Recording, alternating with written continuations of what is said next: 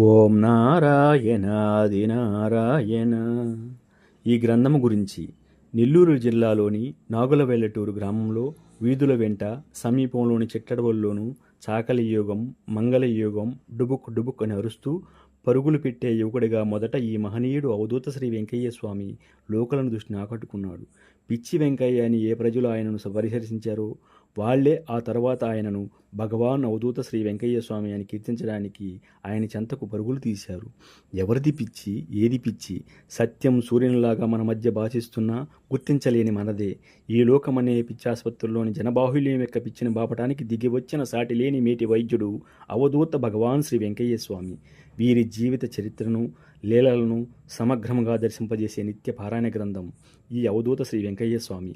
ఐహిక ఆధ్యాత్మిక శ్రేయస్సునివ్వగలదు. ఓం నారాయణాది నారాయణ. శ్రీ స్వామివారి పాదసేవలో అద్దంకి రాజా.